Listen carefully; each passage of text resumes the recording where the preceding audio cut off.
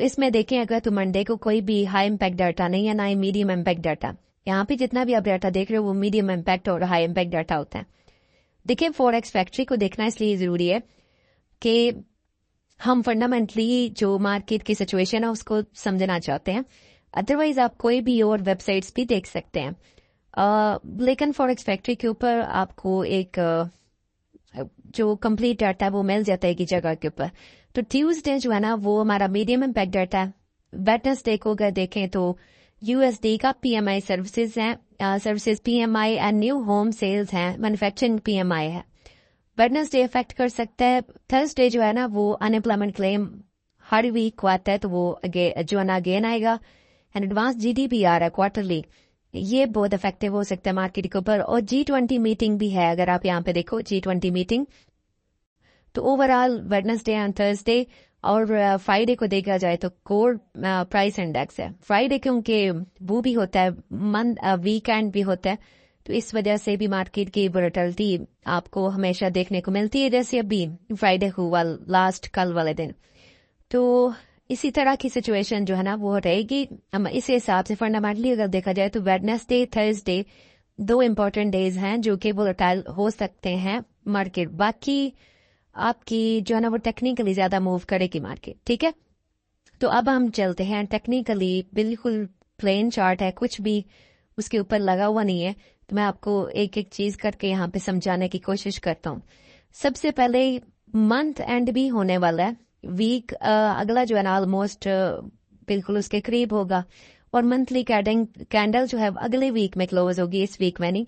लेकिन फिर भी उसकी जो एक रिजेक्शन है जो कि हमें पिछले 3-4 मंथ से नजर आ रही है, आपने देखा ये वाली रिजेक्शन, फिर ये वाली, फिर उसके बाद डोजी बनी, फिर उसके बाद अभी फिर रिजेक्शन आ रही है। और अब ये इसकी जो क्लोजिंग है वो अगर फिर इसी तरह से बीरिश में हो जाती है, नीचे ये रेड कैंडल बन जाती है मंथली कैंडल, तो फिर एक लॉन्ग जो है ना वो सेलिंग स्टार्ट हो सकती है 2050 की तरफ। लेकिन इसके लिए बहुत ज्यादा दरमियान में रुकावटें हैं, बहुत ज्यादा फंडामेंटली डाटा भी है, बहुत ज्यादा टेक्निकल ऐसे लेवल्स भी हैं कि वो सिचुएशन इतनी आसान नहीं है। लेकिन मैं आपको बता रहा हूँ कि अगर मंथली इस तरह की क्लोजिंग इस मंथ में हो जाए और ये बीरिश कैंडल क्लोज हो जाए, उसकी रीजन क्या है, क्यों ये बात मैं कर रहा हूँ। एक तो आपकी जो रिजेक्शन है ना वो काफी बड़ी बड़ी रिजेक्शन आ रही हैं।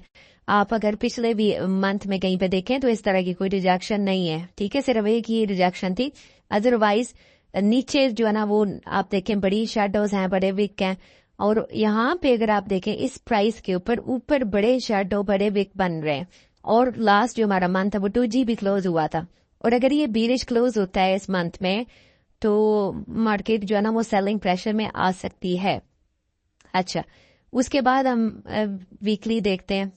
ये मंथली कैंडल्स डे की ट्रेड नहीं होती है, ये जस्ट हम एक अपना जो है ना वो एनालिसिस देख रहे हैं कि क्या क्या चीजें हो सकती हैं इसमें। अच्छा, इसको लाइन चार्ट कर लेते हैं। लाइन चार्ट में अगर आप इसको लाइंस ड्रा कर लें, लाइन चार्ट का ये फायदा होता है कि आपकी जो क्लोजिंग प्राइसेस है ना वो आपको नजर आ रही होती है कि क्लोजिंग प्राइसेस में कौन कौन सा जो ना वो लेवल है।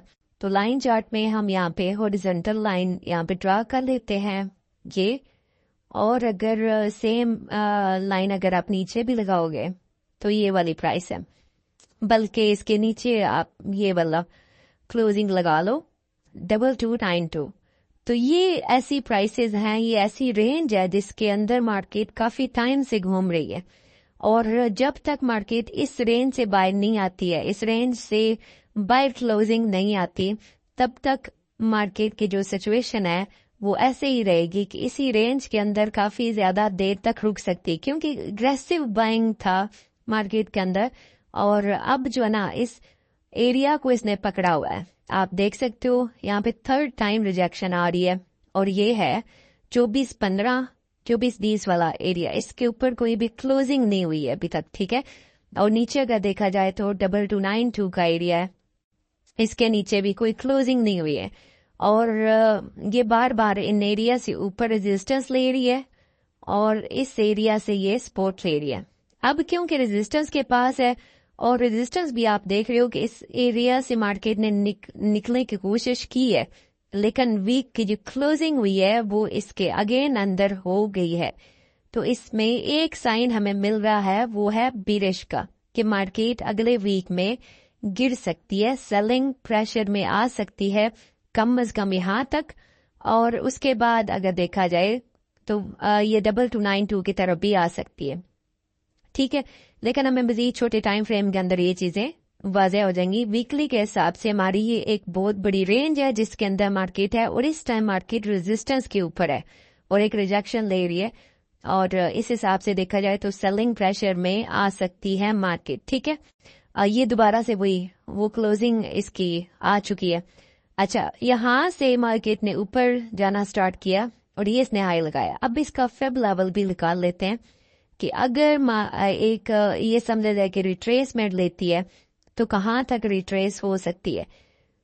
सबसे पहला जो हमारा लेवल है ना वो 2388 यानी कि 2390 वाला एरिया है, और ये वैसे भी एक्सपोर्ट है। यहाँ पे भी मैं एक लाइन ड्रा करता हूँ और छोटे टाइम फ्रेम के अंदर जाके हम इसको मजीद जो है ना वो अच्छा बना लेंगे। तो दूसरा है 2365, तो ये हमारा गोल्डन जोन है जिसके अंदर से जो है ना वो मार्केट का एक अगर रिट्रेसमेंट भी देखा जाए कि अगर मार्केट ने इससे ऊपर जाना है तो इस जगह पे अगर होल्ड करती है तो यहाँ से बाइंग स्टार्ट हो सकती है। अगर क्लोजिंग इससे ऊपर दे दे, 2415 के ऊपर क्लोजिंग दे दे, तो देन फिर ये वाला हाई और फिर इसके ऊपर दोबारा से एक नया हाई स्टार्ट होना जो है ना वो हो जाएगा, स्टार्ट हो जाएगा उसका एक बुलेट जो पीछे से चलती आ रही एक प्रेशर, वो मार्केट दोबारा से बुलेट स्ट्रक्चर में जा सकती है। लेकिन यहाँ पे हुआ ही है कि इस रेंज से बाहर निकली तो है डेली के चार्ट के अंदर, लेकिन दोबारा से क्लोजिंग इसके अंदर हो चुकी है। वीकली क्लोजिंग के हिसाब से देखा जाए तो ये अभी तक भी उसी रेंज के अंदर है।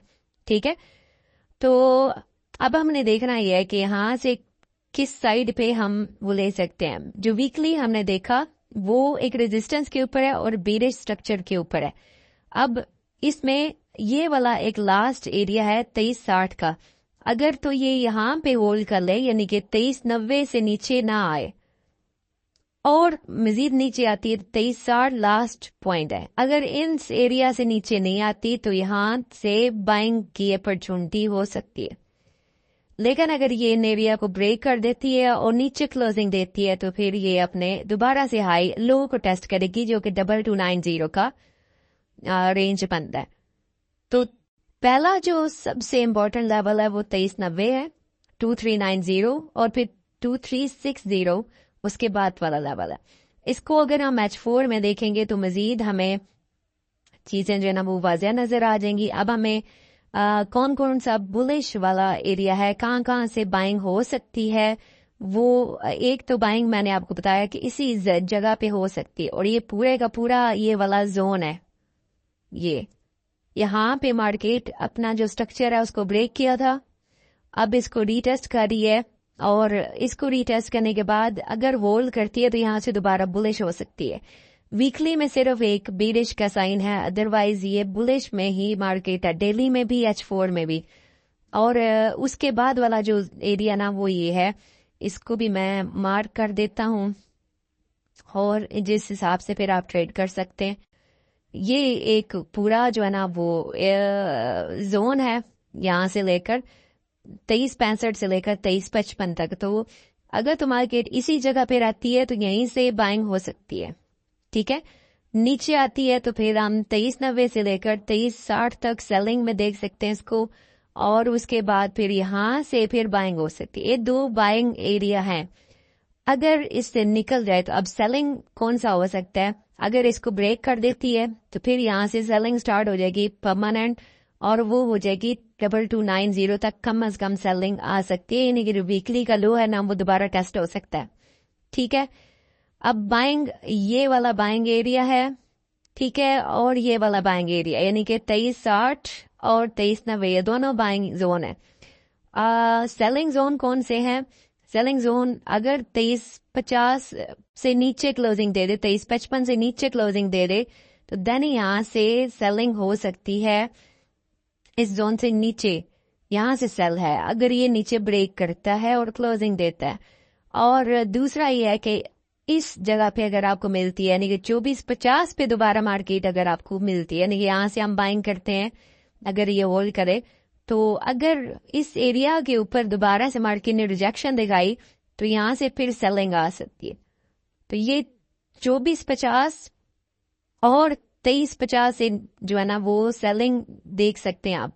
अगर 2350 से नीचे क्लोजिंग दे दे यहाँ पे, या 2450 पे जाए तो सेलिंग है। अदरवाइज ये दोनों बाइंग जोन है, यानी कि अगर इस जगह पे होल्ड करे तो बाइंग यहाँ से बाइंग है कम अज कम यहाँ तक 2450 तक, और अगर नीचे आती है तो यहाँ से बाइंग है 2450 तक। 2450 तक तो बाइंग को आप देख सकते हो इसमें। ठीक है, तो ये एक पूरा का पूरा मैंने आपको पूरे वीक का एक स्ट्रक्चर बताया कि किस तरह की जो मूवमेंट है ना वो हो सकती है। बहुत सारा ख्याल रखिएगा, मिलते हैं नेक्स्ट वीडियो में। अल्लाह हाफिज।